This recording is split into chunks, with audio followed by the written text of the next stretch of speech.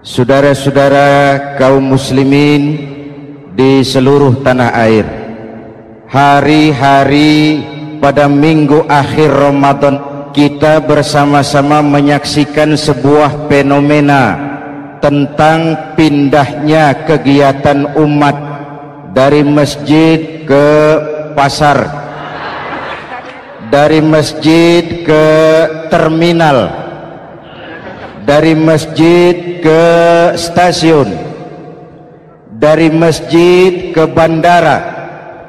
Apa boleh buat, itulah wajah kita, bahwa lebaran artinya mudik, bahwa lebaran artinya baju baru dan makanan. Lebaran berbeda dengan Idul Fitri. Lebaran adalah tradisi yang setiap kita boleh ikutan. Siapa saja boleh ikut lebaran, tapi tidak tiap orang bisa merayakan Idul Fitri. Mau puasa atau tidak puasa, boleh lebaran. Tidak dilarang sama petugas keamanan. Mau ibadah Ramadan atau tidak melaksanakan ibadah Ramadan, boleh ikut lebaran. Tapi tidak berarti merayakan Idul Fitri, karena selalu ada kos dari apa saja yang kita lakukan. Saya mau cerita, mau dengar nggak? Ada dokter gigi, dokter baru.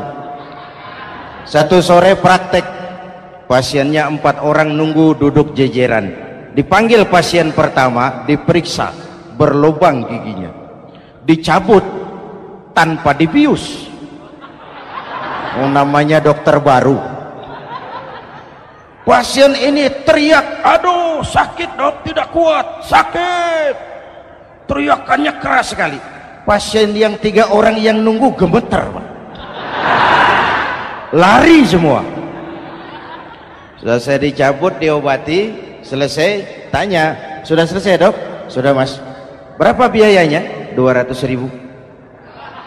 Loh, biasanya kan 50.000, kok 200.000? Biasanya sih memang 50.000, tapi siapa suruh kau teriak? Yang 3 lari.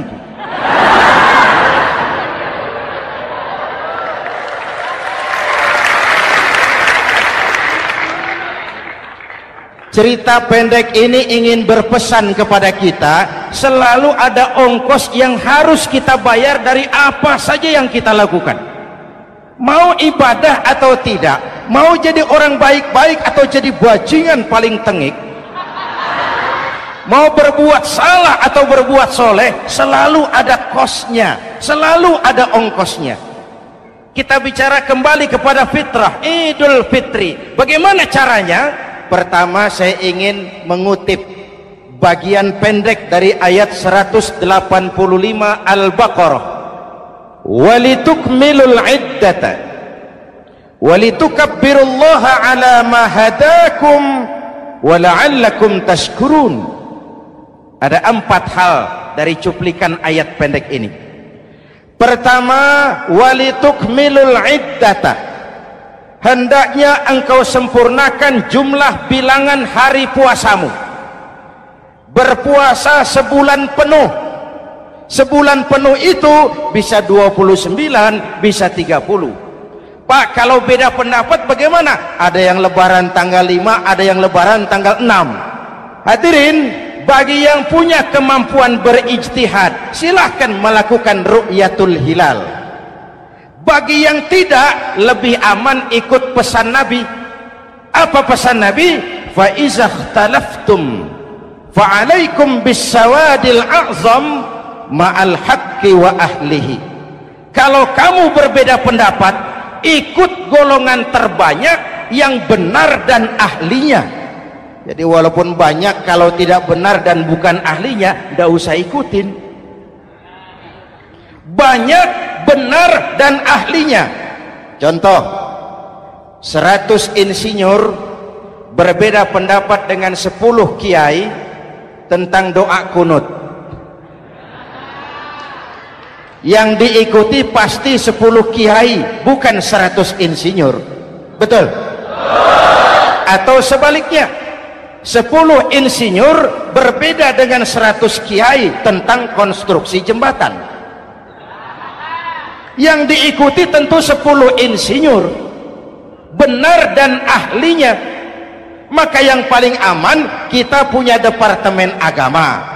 Departemen Agama punya ahli dari MUI, dari Nahdlatul Ulama, dari Muhammadiyah, dari Al-Wasliyah, dari Syarikat Islam, dikumpulkan melakukan ru'yatul hilal. Yang paling aman dengeri saja pengumuman Departemen Agama.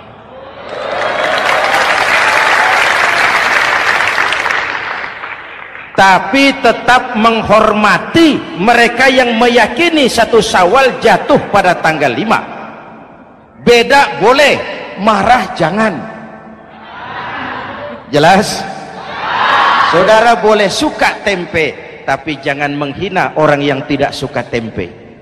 Saudara boleh senang tahu, tapi jangan ngenyek karo wong yang senang tahu. Hadirin yang saya hormati, walitukmilul iddata. Kalau mau kembali kepada fitrah, sempurnakan jumlah bilangan hari puasamu. Makna sempurnakan di sini 2, sempurnakan 1 bulan penuh dan sempurnakan semangat puasamu. Walaupun Ramadan berakhir, puasa jangan selesai. Kenapa? Tangan kita masih tetap terus puasa dari mengambil yang bukan milik kita. Lidah kita walaupun Ramadan sudah selesai tetap berpuasa dari memfitnah dan menggunjing orang lain. Kaki kita walaupun Ramadan sudah selesai tetap puasa dari berjalan ke tempat yang tidak baik. Perut kita tetap berpuasa dari kemasukan barang-barang yang haram. Sempurnakan semangat puasamu. Sikap disiplin, sikap jujur, merasakan kehadiran Allah dekat dalam hidup. Nih contoh ringan. Tadi waktu asar dan zuhur saudara sholat apa tidak? Sholat. Waktu sebelum sholat kan berwudu. Ketika berwudu kan berkemur. Umpama waktu berkemur itu saudara korupsi, sedikit saja airnya saudara minum, saya yakin jangankan petugas keamanan, teman wudhu sebelah pun tidak akan tahu kalau waktu berkemur saudara korupsi. Kalau selesai Ramadan ini diterjemahkan, insya Allah negara kita bersih, berkurang korupsinya. Hadirin yang saya cintai, saya kembali kepada pesan Al-Baqarah 185 tadi. Walitukmilul iddata, sempurnakan jumlah bilangan hari puasamu. Puasa sebulan penuh dan kemudian lanjutkan semangat Ramadan. Disiplin, merasakan diri di bawah pengawasan Allah. Sekarang ini Allah ditekan. Kita iman dalam ucapan tapi sekuler dalam perbuatan. Tuhan cuma ada di masjid, di kantor Tuhan hilang, maka korupsi merajalela. Tuhan cuma ada di masjid, di pasar Tuhan hilang, maka timbangan tetap curang. Iman dalam ucapan tapi sekuler dalam perbuatan. Kalau jiwa dan semangat Ramadan kita bisa terapkan, insya Allah korupsi akan berkurang. Sekarang kan kita prihatin, yang tadinya teriak-teriak wong cilik malah ribut rumah mewah. Yang tadinya teriak-teriak rakyat kecil sekarang malah ribut soal villa 5 miliar. Ini kan menyedihkan, memilukan dan memalukan. Tidak punya sense of crisis. Nah, saya juga nggak tahu apa itu. Udah dengerin aja, kenapa sih? Usil bener.